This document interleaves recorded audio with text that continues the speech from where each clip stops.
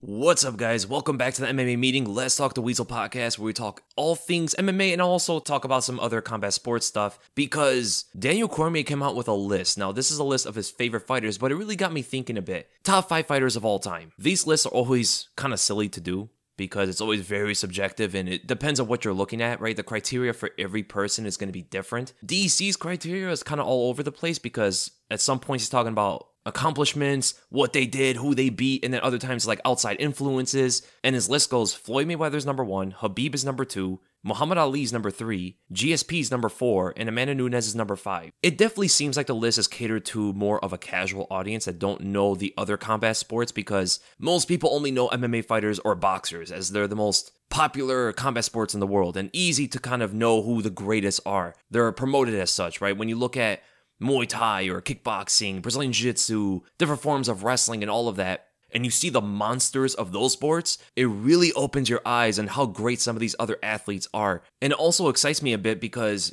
a lot of people don't know like the names of Giorgio Petrosyan or Alexander Karelin, even names like Saenchai. I know a lot of the people in the MMA community know about Saenchai, but his record, his career is absolutely insane when you look into it. Or like some of the greatest Brazilian Jiu-Jitsu artists of all time, like Marcelo Garcia. Even Gordon Ryan right now is doing amazing things. You look at Henry Cejudo, you look at kickboxers like Ernesto Hoost. If you look at all combat sports, what Alistair Overeem was able to do is actually very impressive. And because there's so many great athletes out there, it's kind of silly to ever make a real list, as it's very strict, right? So many guys did so many things in different sports, it's hard to really compare each other, right? When you look at the criteria, you can kind of see inconsistencies. With DC, for an example, putting Muhammad Ali in the top 3, it made me scratch my head a little bit, because he started to talk about what he did outside the sport, the influences and all of that, and I agree as well. If you talk about transcending the sport and you talk about influence and all of that, Ali is definitely number 1 in my opinion. How could he even be number 3? Even if you plug in skill, accomplishments, and everything like that, Ali is still one of the greatest of all time, and he would still have to be number 1, because you are factoring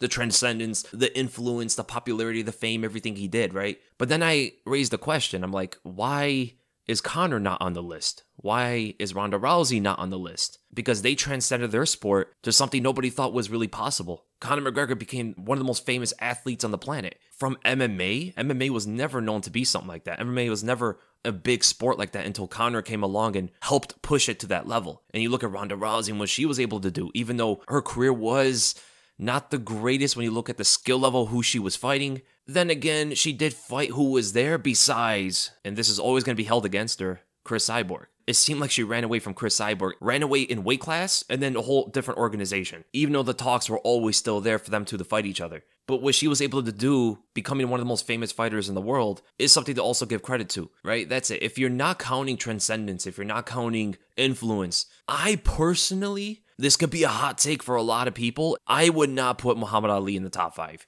in my personal list, because I am not counting the influence. I'm not counting transcendence. I'm not counting any of that stuff. I only really look at who did you beat, your accomplishments inside the sport only, longevity, fighting that level of competition, all of that, and also exclude anybody who failed drug tests. That's why I can't put John Jones. If John Jones is included, he may be the number 1 fighter when you talk about merit. The reason why I would not be able to put Ali on the list, he's just outside of there. If we're doing top 10, then he's absolutely on it. But in top 5, you do have guys like Floyd Mayweather, who went undefeated, who beat some amazing boxers. They even did it in his 40s. The guy was barely ever hit clean in his entire career, and he beat multiple champions through multiple different weight classes. His achievements in the sport were unreal. Absolutely unreal. And even though, yes, the only thing that you can knock against him is the fact that he did pick and choose some opponents at certain times, even the guys he picked and chose were still high-level boxers. So when you have him up there, and the fact that Ali did lose a few times in his career, you do have GSP. You look at someone like GSP, who's beaten every single person he ever fought. His level of competition is absolutely absurd. He came back after 4 years and became a middleweight champion, 15 pounds above his own weight class. Beat 3 generations of fighters, which is one of the biggest accomplishments in my eyes for any combat sports athlete. And then outside of them two, you have to zoom in other sports. When you look at Marcelo Garcia, for an example, Marcelo Garcia, in my opinion, may have the greatest list of competition out of any combat sports athlete, or at least it's arguable, you know, right? For a guy that was a 7-time ADCC medalist, 8-time world championship medalist, won gold at Pan American. And the guys that he beat, for an example, Renzo Gracie, Kron Gracie twice, Damian Maia, Shinya Aoki, Pablo Popovich, who went on a 36 unbeaten streak, even beat the likes of Andre Galvao also beat Marcelo Garcia. He beat Jake Shields twice, beat Diego Sanchez, beat Renzo Gracie. Marcelo Garcia beat this guy twice. And also when we talk about Andre Galvao, who was the man that snapped that 36 unbeaten streak, yeah, Marcelo Garcia beat him twice as well. He beat Robert Drisdale, who's one of the greatest American Brazilian Jiu-Jitsu artists of all time. And he beat other guys like Mike Fowler, Alexander Ribeiro, and even beat heavyweights. So mind you, Marcelo Garcia was grappling around 80 kilograms, I believe. So he was like in 77, he was in 82, sometimes 75. And this is roughly around like 175 pounds. That's like the weight he was usually grappling around. He was beating heavyweights, man. He was beating Rico Rodriguez, who was an ADCC world champion. He beat Cyborg Abreu, Renato Sobral, and Gabriel Gonzaga. The guy's achievements were absolutely unreal. And that's just one other example. Then we look at guys like, I have to point him out, and absolutely, if you've never seen him wrestle, you have to. Alexander Karelin. Alexander Karelin is regarded as by far, not even close, the greatest Greco-Roman wrestler of all time. And his achievements, they look like something out of a novel or like something that was fictionally made. His record was 887-2.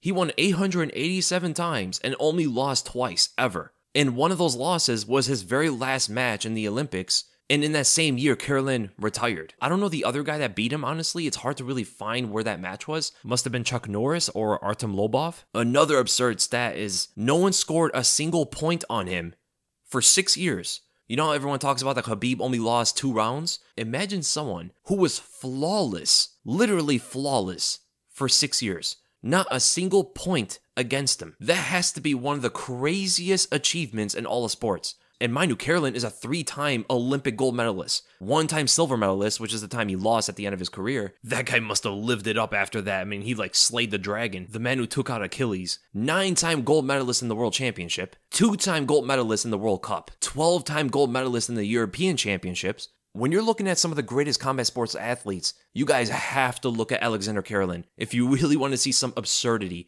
He created his own move that only he was really able to use, the Karelin lift. And there's many others, like Petrosian, like I talked about before, Sanchai, Samart, even Demetrius Johnson can be absolutely argued for some of the greatest combat sports athletes. And you also have Henry Cejudo, of course. If Henry Cejudo goes out there and beats Aljamain Sterling, let's say he beats Alexander Volkanovski, I think you would have to call him probably the greatest combat sports athlete to ever live. And that just transcends like just your own sport. That is everything. That is everything anybody's ever done. Putting on a pair of gloves, putting on a gi, putting on a singlet. That is why what Henry Cejudo is trying to do right now gets me really excited, man, because I want to see someone like that succeed in greatness. But yeah, ultimately that is why I personally would not put Muhammad Ali in the top 5. But if you argue against it and you think Ali should be, I'm not opposed to it. I can see how he is. Absolutely. I mean, he's done amazing things. And oftentimes when someone says, oh, I won't include this fighter or I won't include that athlete, people take it to the extreme, like they're saying that that athlete is garbage or something, when that is not the case at all. And speaking of Henry Cejudo and the bantamweights, I'm very glad to see that they're actually calling each other out now. I don't want to say they watched my video, but a day after, when they were all like nonchalant and I'll fight whoever's there and all that, all of a sudden, the day after, Sean O'Malley and Chito are calling each other out on social media. And they started going after Henry Cejudo as well. And that is exactly what we want to see. That is exactly what the fans are craving for, because bantamweight right now has the opportunity to be the front runner when it comes to the divisions in the UFC. If they can get together this Chito and O'Malley fight and really promote it to another level, or even bring in Henry Cejudo in the mix, we got some excellent fights going on then. And I just hope these fights happen soon, man. But speaking of good fights, there's some really good ones coming up this weekend. We're going to talk about them briefly because I am going to make my predictions tomorrow, but I'm too excited. I need to talk about it. The most important thing we have to point out, Mr. Gyno is back. I don't know what's going on. I really hope they explain what's going on with Adesanya's gyno. Coincidentally, before most of his fights, he gets gyno. And gyno is a symptom of a lot of things that people are throwing at him right now. He hasn't failed any drug tests,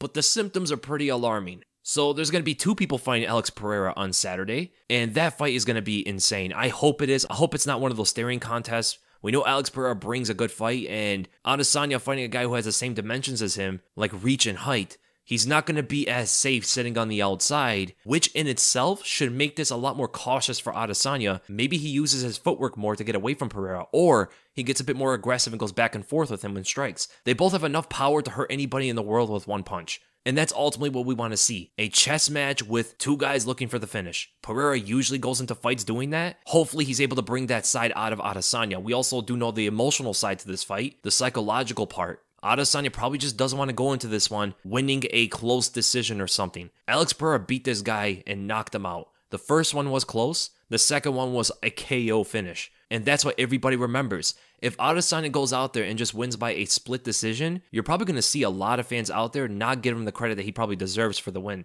And then for the co-main event, Carla Esparza versus Zhang Weili. I'm actually pretty excited about this, hoping that Carla performs better than anybody anticipates. It looks like everybody thinks that Zhang Weili is going to run right through her, stop all the takedowns and just bully her on the feet. But things get very interesting if Zhang Weili cannot defend the takedown. If Weili cannot defend the takedown, the odds change in this fight so much. Because Carla is definitely the best wrestler in the weight class by far. No one's even close. She has cardio for days. When she gets on top of you, she can have pretty high output. And her grappling in general is good. She's experienced. She's a veteran. She's super tough. And it's a kind of fight that Zhang Weili hasn't really been a part of in the UFC. She's never fought a wrestler like Carla who has that kind of style. But of course, on paper, it does look like Zhang Weili should have a major advantage. I'm just hoping that Carla's able to show us something special out there. Because it seems like too many people are underestimating her. Just like going into the Rose fight. I already knew that Carla Esparza was going to have a great chance of beating Rose. This one, not as great of a chance for her, but it's better than a lot of people are saying. And then, of course, Dustin versus Chandler. Dustin versus Chandler may be the best fight of that whole card, given the fact that it's for sure going to be like a fight of the year candidate. Michael Chandler refuses to have a boring fight. He refuses to make things dull. The guy comes out there to hurt you. And Dustin does the same thing, but they do it in different kind of ways. Dustin is like a savage when he gets ahead. If he smells blood, he does not stop. It's like a nightmare, man. Once he lets his combinations go and he starts to hurt you, you're going to get finished. This is generally how it works out. And as for Michael Chandler, he has the kind of power to put anybody out with one punch. And I really wonder if he's going to wrestle in this one because we haven't seen too much of that in the UFC from him. Pretty sure he would be able to take down Dustin, especially early in the fight. I believe it is also 3 rounds. I wish they did 5 rounds, which is definitely going to favor Chandler. He can explode with his wrestling early on and then probably in the later rounds trying to find that big shot to hurt Poirier. Because as we've seen in the past, Chandler has much better cardio when he's actually wrestling with you. He's gone 5 rounds with fighters, yes, looking tired at the end of it, but when he goes that wrestling route in the early rounds, he definitely has a lot more in the gas tank later. And then compare that to when he fought Gaethje. He gassed out in like midway through the second round because most of the fight was standing. He tried a couple takedowns, but he definitely tried to knock Gaethje out with every single punch. And I know that Chandler probably shouldn't load up and everything, but that's just how he fights. He fights everybody that way. Almost all of his punches are meant to KO you. And that's just what makes Michael Chandler fun. So that one is going to be interesting. And then this one's going to be a bit bittersweet. Frankie Edgar's retirement fight. He's fighting Chris Gutierrez. And fun fact, Gutierrez is the first non-ranked opponent that Frankie Edgar has fought in the last 13 years. Minus BJ Penn the third time because that fight should not have happened. Frankie has been fighting top 10 fighters for the past 13 years. Win or lose. And I believe that opponent was Matt Veach. Matt Veach, before Frankie fought BJ Penn the first time, was a guy that wasn't really ranked. The competition that Frankie has fought, win or lose, is some of the toughest I've ever seen. I mean, maybe only RDA faced harder competition. Look at the names that Frankie has fought through 3 different weight classes, mind you. So there's Jim Miller, Tyson Griffin was good back in the day, Gray Maynard, Sean Shirk, BJ Penn twice, Gray Maynard 2 more times, Benson Henderson twice, Jose Aldo, Charles Oliveira, BJ Penn for the 3rd time, Cub Swanson, Uriah Faber, Chad Mendez, Jose Aldo for the 2nd time, Jeremy Stevens, Yair Rodriguez, Brian Ortega, Cub Swanson again, Max Holloway, Korean Zombie, Pedro Munoz, Corey Sandhagen, Marlon Vera. Frankie Edgar is a special fighter, man. He's fought everybody, except the counter fight should have happened. Still bummed out a little bit about that. And I honestly have not seen anybody in person, social media, anywhere that doesn't have respect for Frankie Edgar. He 100% deserves to be in the Hall of Fame after this, win or lose. It's going to be a tough one for him. Chris Gutierrez is a very, very dangerous fighter, much younger than Frankie. And I hope everything goes well for Frankie, to be honest, man. The guy's put so much time, so much of his health on the line. It's going to be a bit bittersweet, man. I've watched like almost his entire career. He's one of those guys like a Tony Ferguson that we've seen the ups, we've seen him become a champ. It's a bit of a fun ride early on, and then you kind of just want to see them hang it up after. Dan Hooker's back. I hope he does well. He's fighting Claudio Puelles. Brad Riddell versus Renato Moicano is going to be a fun one. Dominic Reyes versus Ryan Spann.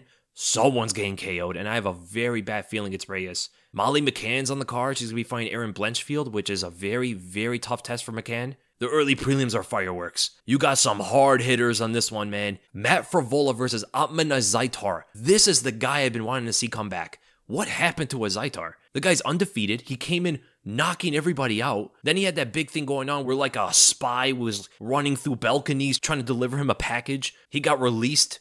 Then he came back. And then he took like another year off or whatever. Man, that fight is going to be crazy. I'm so much looking forward to Matt Frevola versus Amanda Zaitar. In my opinion, that might be your sleeper of the card. Carolina's on the card. Always fun to watch her. Songwoo Choi versus Mike Trizano is going to be crazy, man. Choi does not pull on his punches. He has that South Korean style. A lot of power in that right hand. A lot of emphasis on sniper-like precision. And Mike Trizano is a crafty, well-rounded fighter. That's going to be a fun one. Montel Jackson's always dangerous, always fun. He's going to be fighting Julio Arce. And then starting off the whole card, and I don't know why it's always Izzy's guys. Either it's Blood Diamond or it's Carlos Olberg, but Carlos Olberg is starting the whole card. And he's fighting Nicolau, very hard to pronounce that last name, Negamoranu? Yeah, he's fighting Nicolau or Nikolai. And with that, let's get right to the questions. I know there's a bunch of them. These are some really good ones. And we're going to start with Jesse Griffin. The Yan O'Malley decision was met with a lot of pushback within the MMA community. Most fighters thought Yan won, but a lot of people are saying that O'Malley won due to the new judging criteria. Do you think the new criteria is better for the sport? It seems like less emphasis is placed on the grappling and wrestling and more is given to the striking. Do you think this is the right way to judge it? Damage is important, but it also shows differently on fighters. For example, the Diaz brothers, they get cut a lot easier. Look at Volk versus Ortega. Ortega put on 2 submission attempts, but took more damage during the round than he gave. What do you think? Should damage trump all, or should skill and control be weighed more? Thanks for the content. Interesting question. Yes, the new criteria is more in favor of the striking, but that's from the judge's perspective. The sport itself, actually, when you combine the cage with it, it caters more to the wrestlers. Back in the day, the cage was used to defend takedowns, and nowadays, there are some fighters bringing that style back, but for the majority, the cage is used for wrestling to be successful. If your shot fails in the middle of the cage, you can just push them up against the fence, and from there, you're able to get it to the ground. So even though the judging criteria is catering more to the strikers, it's because the strikers actually have less control of what happens in the fight. So in a way, you can say it kind of balances out with how the sport is structured outside of the scoring criteria, like with the rules and with the cage in there and everything, making it a lot fairer for the strikers to have an edge or at least have a chance of winning on the scorecards. Back in the day, before they had all this damage stuff, you got a takedown, you held the guy down for a bit, you won the round. Long time ago, that's how it used to work out. Not only was a sport and the structure catered to the wrestlers, but so was the judging criteria. I actually do like the damage trumps all thing, to be honest. But with that notion, there's an issue that's coming up, and it seems to be very consistent with the judges, not necessarily with the rules themselves. Even when grappling is very effective, like if a fighter got a close submission attempt, a lot of the times the judges don't even see that as much. And I think it's because they don't see the quote-unquote damage of the effective grappling, right? They don't see that side of it because you have to actually understand how grappling works. With striking, you just see the strike land, you see the reaction of the person, the human. You either see a blemish, you see a cut or a bruise or something happen. You can tell very easily when a strike hurts somebody without actually having any knowledge of how striking works. With grappling, it's a different story. You have to actually understand what's happening there. A lot of people actually look at submission attempts, and even if they get close, they don't think like it did anything. They look at it as the guy that was defending the submission, he defended it. The submission didn't even do anything. But it's actually the closer you get to the finish is what counts as effective grappling. It's not you getting the finish because that wins you the fight. It's how close can you get there. So even attempting arm bars, and even if they're not that close, it's still counting for something, right? It's not for nothing. According to the judging criteria, that is. There's a bit of an issue, it seems like, with the judges understanding the grappling aspect of mixed martial arts. So it's probably less to do with actually how the rules are written out and more with the interpretation of the rules. But there are definitely things out of the rule set that I don't agree with and I think needs more fleshing out. I think they have to explain a lot more of like what counts as what. When does output trump immediate damage? Like when is that line met? And then for the grappling and stuff, like give examples. How close are we talking about here? Because if they start giving examples and stuff, then I think a lot more people will understand what actually counts here and how much does it count. Great question though, Jesse. And then with the Phoenix 135, early predictions for the current UFC 282 card. Also, who do you think is the most likely opponent for Max Holloway when he returns? Thanks so much for the content. Not much gets me more excited than a post notification from your channel. That means a lot, man. Thank you so much. So UFC 281 is headlined by Yuri Prochazka versus Glover Teixeira. Is the card finished? It looks like it might be finished. Yeah, there's a lot of fights on there. So I'm going to go through them really quickly. The main event, I am going to go with Yuri Prochazka. I talked about it when the news broke out. Robbie Lawler versus Santiago Ponzinibbio. I'm going to go with Ponzinibbio. He seems to be the fresher guy, especially looking at his performances against Miguel Baeza. Jeff Neal is a top 6 fighter. Michel Pereira. He looks way better than Robbie right now. Robbie just got TKO'd, whereas Ponzinibbio's getting these close decisions. And Robbie is older. He's taken more damage than Ponzinibbio has. He has more fights and everything. So I'm going to have to definitely go with Ponzinibbio on that one. They're both power punchers, and I don't think Robbie's going to be able to take that big punch. This is the big one. Jan Blachowicz versus Magomed Ankalaev. This is such a good matchup. This may be the most competitive, high-level fight in the light heavyweight division. The thing is, if Magomed decides to take this to the ground, Blachowicz might be in some trouble. He might actually lose on the scorecards because of that. So I lean Ankalaev, but it should be a good one. Paddy Pimblett versus Jared Gordon. Jared is a bit older. He is more proven than Pimblett, but I'll go with Pimblett. I'll go with the younger guy here. Alexander Gustafsson is back. He's fighting OSP, so I guess that's not a bad matchup. Man, I hope they both do well, but I'm going to have to go with OSP. Looking at the performance from Gustafsson against Nikita Krylov, it just did not look good. He does not look anywhere like the same fighter. And OSP, regardless if he wins or loses, he's always dangerous. That's always been shown throughout his entire career. The guy has perseverance, man. Darren Till's back. He's fighting Dricus du Plessis. And I'm going to have to probably go with Dricus du Plessis. Darren Till's been out for a bit. It seems like he might be going through some mental hurdles and stuff like that. He's also getting injured. I think du Plessis is going to have a lot more confidence going into the fight. That's what I really mean about the mental part. And the guy's on a roll. He's on this great momentum. So I think most of that fight has less to do with the actual skills and more to do with the mental part. Because skill-wise, it could be a very close matchup. Jairzinho Rozenstruik versus Chris Daukaus. I'm going to go with Rozenstruik with out-of-nowhere KO punch. Billy Quarantillo versus Alexander Hernandez. I'm going to go with Quarantillo in this one. Chris Curtis versus Joaquin Buckley. Definitely going to go with Chris Curtis. He seems to be a lot better under the fire. Seems to have higher fight IQ in there. Has a good corner behind him. I think it's going to be a lot easier for Chris Curtis's team to make a strategy against Buckley. Edmund Shabazian is fighting Dolce Lugiambola. Definitely have to go with Edmund, but that's a very dangerous fight. Wait, Bryce Mitchell is fighting Ilia Topuria on that card? There's no way they're on the early prelims. That is not right. That might be one of the best fights on the whole card. I'm going to go with Topuria, though. And then Raul Rosas Jr. is on the card. I can't pick against him, man. I want to see him win. I want to see him succeed. 17-year-old kid on the big stage. And then who should be fighting Max Holloway next? The guy that should be fighting him next is Arnold Allen. And then we go to Isaiah D. Looking at the rankings right now, and they have Robert Whittaker at number 15 for the pound for pound, with Max Jones and Poirier ahead of him. Poirier's number 11. I get Poirier beat Conor twice, but is that enough to outweigh the sheer carnage Whittaker has wreaked on the middleweight division over the past 2 years? I'd love to get your thoughts on this and the current pound for pound rankings. The losses to Adesanya really weighed down Whittaker in the public eye, or at least in the critics' eyes, because people forget that he should have won that rematch. If you really look at how the fights are scored, Whittaker should have won the rematch, and what he's done to everybody else is crazy. He's beaten as many contenders as Adesanya has, and Adesanya's been a champion for much longer than Whittaker, which tells you how dominant Whittaker has been as a contender. He's essentially doing the champion's work as well.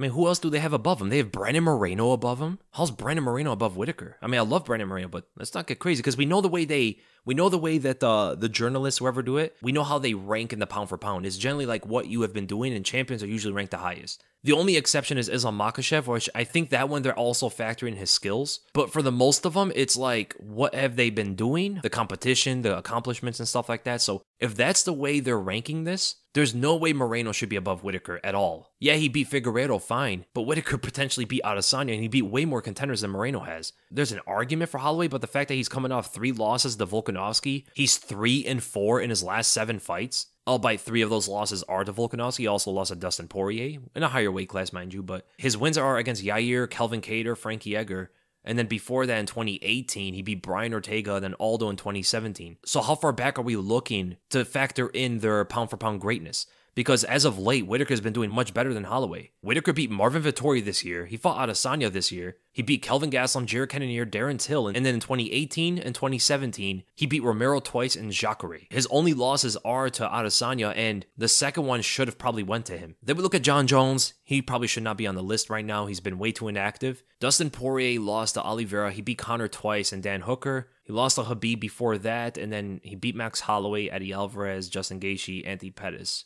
and Jim Miller. If we're looking back to 2017, I don't even know if they're doing that, but Dustin is definitely up there. He's definitely up there, but I think him and Whittaker are a bit interchangeable. Here's a take. Robert Whittaker should be above Figueiredo as well. Whittaker's beaten many more contenders than Figueiredo has. Even Yuri Prohaska, I would put Whittaker above Prohaska. Sterling's argument, now there it gets a bit close. Like, for example, Oliveira's number 7. Oliveira probably should be above Whittaker, given his win streak. And then everybody else above that probably should be above Whittaker as well. I think Whittaker should be around the number 9, number 8 spot when you're talking about the way they rank pound for pound. If we're talking about the original way you rank pound for pound, Whittaker's probably top 5. Plug him in almost any division, he's at least a top 5 fighter. And you can't say that for most fighters. Then with a Mark Fletcher. Hey Weasel, in a gym near me, there's a Muay Thai fighter that lost both his legs after tragically being hit by an out-of-control car. He's trying to return to the ring in amputee boxing. Would you consider a quick plug for his GoFundMe? I've attached a link to the GoFundMe and TMZ article about Dana White donating, so you know it's legit. Yeah, okay, I'm going to take a look at it, and I'm going to see. I think there's a feature where I can actually put a GoFundMe, and it makes it a lot easier for you guys if you guys want to donate. That's a sad story. I'm also going to put it on my Twitter as well, so I hope the guy's in good spirits. And then with the crawl, best region of origin pound for pound. Which region is the most overrepresented by highly skilled fighters versus the population of that region? Would love a top 5, my man, and thanks for all the amazing content. I mean, the question is very much in favor of Dagestan. Very small region, and it's produced champions,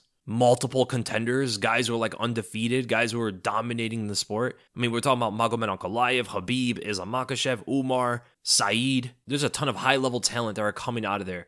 I think even Usman Nurmagomedov is from there, right? So I can't really name you a top 5 because I think most of the others come from like main cities and main countries or something. Even like some of the Brazilian fighters are coming out of Sao Paulo or Rio, which have large populations, you know? Dagestan's really like the only one that comes to mind off the top of my head that has a low population but very high skilled fighters.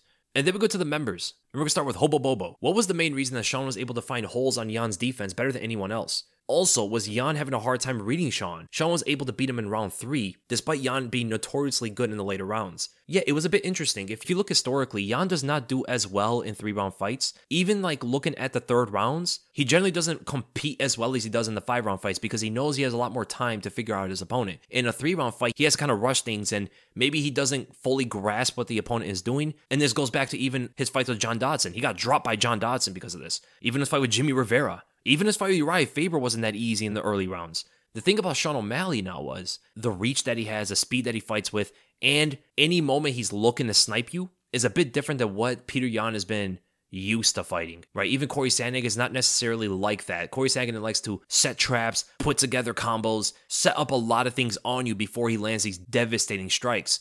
With Sean O'Malley, it's just everything happens at a snap. And because of that, O'Malley doesn't really give you a lot of reads. He doesn't give you a lot of things to look out for. He's not setting up a whole lot. He uses minor setups, just enough that's necessary. They're very subtle, and it's very hard to actually gauge those, especially when you're trying to fight quicker, knowing that's a 3-round fight. I think in a 5-round fight, Petr Yan would have done better. He probably would have gave up the 1st and 2nd rounds, but he fights at a different kind of rhythm in a 5-round fight, and I was definitely able to notice that going throughout that one. Then went to Nick Beatty. After UFC 280, I firmly believe Beneil Dariush has the best takedown defense out of any active fighter in the UFC roster. Can you rank 1 through 10 best takedown defenders active right now? No, I cannot say so. His defense is pretty good, but he hasn't really fought like a high-level wrestler. Gamrot is a decent wrestler for sure, but he's more of a jiu-jitsu practitioner. Like, if he starts defending Michael Chandler shots, Islam Makhachev shots, like, then we're talking, right? But right now, I have to say the guy with the best takedown defense and top 5 probably best takedown defenses in UFC history is Robert Whittaker. Robert Whittaker definitely has the best takedown defense. Nobody right now is taking him down. We also have to bring up Kamaru Usman. Kamaru Usman's a very hard guy to take to the ground. Leon got him down with a very unexpected trip. Even Colby Covington had a very hard time getting him down. We have to also bring up Justin Gaethje. Justin Gaethje is a hard guy to take to the ground as well. Even though nobody shoots on him, I have a feeling Chandler's takedown defense is absurd. Rafael Fiziev so far shows really good takedown defense. He still needs to test himself against better wrestlers, but Francis Ngannou stopped a lot of Stipe's, stopped almost all of Curtis Blades. He's probably up there, Israel Adesanya, because of his cage work. He has some of the best takedown defense against the fence out of the entire roster right now. You might also then put in Beneil Dariush, potentially. But here's the issue. There's a lot of great wrestlers that nobody wants to shoot on. And they might have absurd takedown defense like Khamzat Chimaev might, or Shavkat. Max Holloway's probably up there, Alexander Volkanovski, and maybe Gilbert Burns. And then with a John Jordan, what style and attributes would a fighter need to be a serious threat to Islam Makhachev? Solid chain wrestling defense, enough to break the hands and grip and separate, create enough distance to not allow Islam to keep shooting.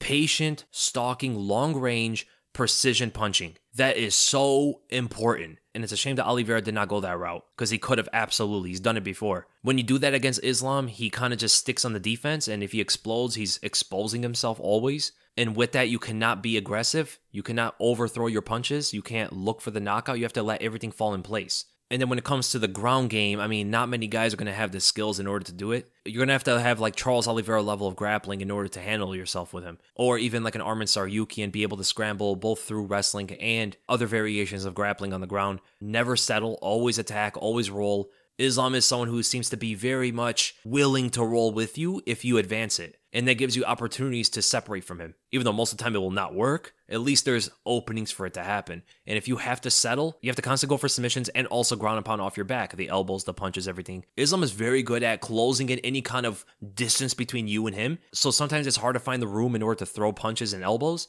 But attacking off your back is something that's very much necessary against Islam's top pressure. That's pretty much the bare bones of what you need. And then we go to Youssef Cisse. Hey Weasel, out of these 4 fights, who in your opinion utilized the jab the best? Number 1, George St. Pierre versus Josh Koscheck 2. That's a great one. Number 2, Gegard Mousasi versus Rory McDonald. Number 3, Kamaru Usman versus Gilbert Burns. And number 4, Rob Font versus Cody Garbrandt. Usman versus Burns is definitely the best for the fact that he finished the fight doing so and he kept hurting Burns with that jab. I would much rather trade a technical jab for a jab that I can knock people out with. If you have great form, great precision, it's fast, it's powerful, good reach on it, and you can knock them out because of it, and let's say you don't have the IQ to use it behind all like different kind of techniques in a technical way, I'd much rather have that powerful jab because it gets the job done. Imagine you can knock people out with your setups. That's absurd. That's what Kamaru Usman has. That's why I say that Usman has the best jab in MMA, because he can do something with it that nobody else can. He can literally win the fight off of it. Number 2, I'm going to have to say is probably George St. Pierre versus Josh Koscheck. Very powerful jab, but the precision, the timing on it was some of the best I've ever seen, even still to this day. Not only that, he was hitting the same spot over and over again. You know what kind of accuracy that is? He kept hitting his eye. It was like he had real life aimbot. It was crazy. Then I would say it's Rob Font versus Cody Garbrandt, which is a good display of the jab, and then Gegard Mousasi versus Rory McDonald at number 4. And now we go to the public questions. We're going to start with the most liked comment first, and then we go to Clifford Wilson. Which particular MMA style do you appreciate the most to watch? With examples, and generally speaking, what do you think is the most effective style in MMA? Hypothetically, how do you see the 165-pound fight going between Do Bronx and Durinho? Your content is always a don't miss for me. Keep it up. Thanks so much, man. MMA styles that I appreciate to watch the most, there's different kinds.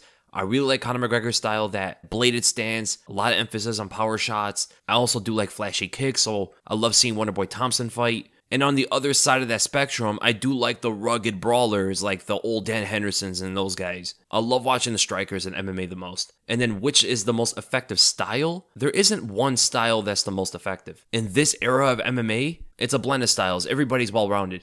So there isn't one single effective style. If I gotta pick one, it's probably wrestling, but you're gonna need much more than just wrestling to do anything today. And what would happen in the fight between Do Bronx and Durinho? I think Charles is just a little too small. If he gets hit by a Durinho right overhand, that fight is over. There is no coming back from that. And even if it goes to the ground, it's pretty close. So I definitely favor Gilbert Burns to beat Charles Oliveira 100%. It's a very bad matchup for Charles. By Steve T. If you could throw your dream card together, 5 fights in total, what would it be and why? It could be from any era or any weight. So I can pick any fighter out of any generation, even if they're like in different eras and they could fight each other. Okay, we're going to have Fedor versus Daniel Cormier. We're going to have Khabib versus Tony Ferguson. We're going to have John Jones versus Francis Ngannou. We're going to have Yoel Romero versus Anthony Johnson. We're going to have Demetrius Johnson versus Davison Figueiredo. That would be the main card. I would have Charles Oliveira in it, but there's a lot of fights that we've already kind of seen. I mean, Oliveira versus Tony Ferguson in his prime would be cool. Then we have Nathan Dust. I'd love to hear your thoughts on who in the lightweight division will give Islam Makhachev the toughest test. Top 15. Okay, so this is the preface. I think Islam beats everybody, but here are his toughest tests. The number 1 guy, I'm probably going to have to put in Michael Chandler. Michael Chandler for the takedown defense, the explosive power, great grappler in his own right, very fast starter in early rounds. That right hand is going to be so dangerous for Makhachev the whole time, and whenever Makhachev shoots, I believe it will be even tough for him to take down Chandler in the early rounds. With him is potentially Arman Tsarukyan. Arman Tsarukyan is shown to be very good against Islam's grappling style, and that was when he was like 22 years old. He has grown, has more experience, and in the near future, by the time they do fight each other, I think Arman might be the toughest matchup for Islam in the whole division. Now, there's 2 fighters where it's pretty difficult for me to rank them, And that's both Rafael Fiziev and Charles Oliveira. Rafael Fiziev for the fact that he hasn't fought that level of wrestler yet, and even though his takedown defense looks insane right now, he hasn't fought any wrestler near the level of Makhachev. So even against these lesser grapplers, it looks pretty good. We still got to see more from him. If he can stop early takedowns from Makhachev, I probably have to say Fiziev is the toughest matchup in the whole division. Now for Charles Oliveira, out of all the fighters, Oliveira has the best skill set to beat Islam, but he has to fight intelligent enough. Islam is a smarter fighter. And that seems to be the biggest difference between the two. And also the fact that Oliveira doesn't move his head and stuff, but Oliveira is a pretty hard guy to rank because skills-wise, the tools that he has, he is the #1 most difficult matchup. But knowing the way that he just fought Islam, I can't put him #1. After that, you might have to throw in Guillaume Kutateladze for the fact that Guillaume has insane takedown defense, great grappling skill to get up from the bottom, and Islam is not striking with him whatsoever. That is not happening. After him, I probably have to say it's Beneil Dariush. Beneil Dariush has an interesting grappling style that can clash with Makhachev, and even an interesting striking style, but I think how offensive he is, it's going to be pretty difficult for him to find success on hitting Makhachev, who has some of the best striking defense in the whole division. Most of it might be because of his grappling threat, but in general, when you look at his defense, he's actually very fast, quick reflexes, and makes the right moves to get away from certain kind of strikes. And also, at the end of the day, I don't think Dariush can really grapple with Makhachev on that level. After him, you might have to look at guys like Amina Zaitar, Dustin Poirier potentially, Justin Gaethje, RDA, Jalen Turner, Conor McGregor, and Grant Dawson.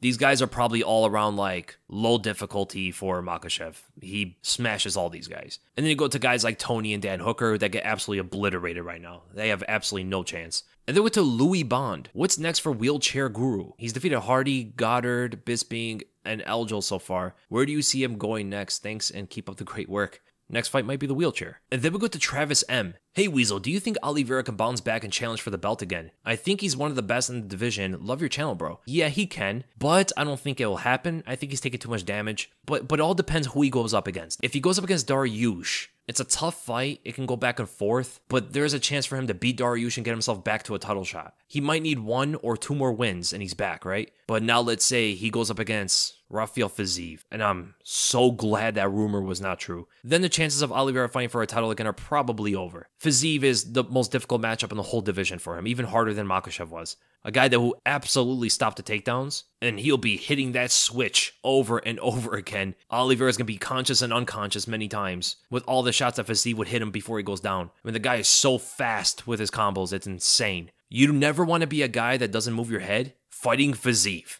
But then, let's say he fights the winner of Dustin Poirier and Michael Chandler. He beat both those guys, and he has a good chance of beating them again. At this point, it just depends. Those are like the 4 guys that he could fight next. So it really depends on who he's fighting there. Then with a Jalev Boy, how would every ONE FC champion do in the UFC? Ariane Bowler. For those who don't know, he was in the UFC, which was about 3.5 years ago. He definitely beat top 15. He might be top 10. Top 5 is like pushing it. Maybe that's where the extent of his skills right now go. Then you have Reiner de Ritter, both the middleweight and light heavyweight champion. Well, he's only going to be the light heavyweight champion in the UFC because one championship weights are differently. So he's a 205 and 225 pound champion. I could see him definitely being top 5, maybe even potentially a champion. He could be a bit on the wild side sometimes. He always goes for the finish and stuff. So it'd be very interesting to see him fight actually Yuri Prochazka. Then with a Kiamrian Abazov, who is the 185-pound champion. I can see him definitely being in the top 10. Breaking to the top 5 might be pretty difficult for him. And then we got a Christian Lee, who is the 170-pound champ.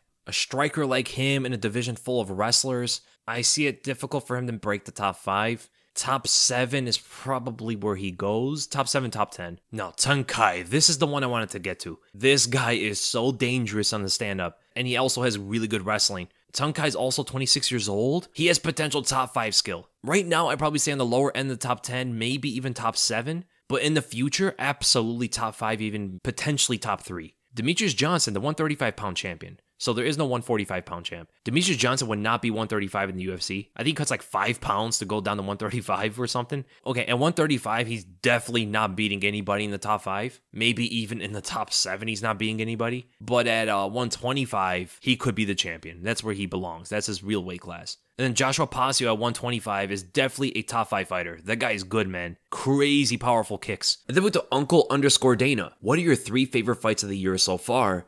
And what do you think is Volk's best path for victory against Makhachev? In no order, I have to say Teixeira versus Prohaska, Burns versus Chimaev, and personally for me, I really love Jai Herbert versus Ilia Topuria. Those were my favorite fights of the year so far. I would have to say that last year's fights were definitely better than this year's, but this year's was pretty solid. Even Chandler vs. Ferguson was fun. Figueiredo versus Moreno 3. Moreno versus Kai Kara-France 2. David Onama versus Nate Landwehr was crazy. Drew Dober versus Terrence McKinney was insane. A lot of great fights this year, man.